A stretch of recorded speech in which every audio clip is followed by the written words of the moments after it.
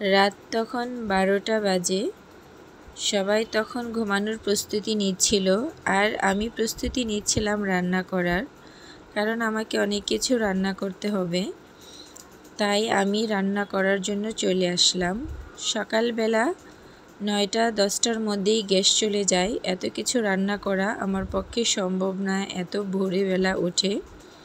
তাই চিন্তা ভাবনা করি রাতেই রান্নাটা সেরে নিলাম।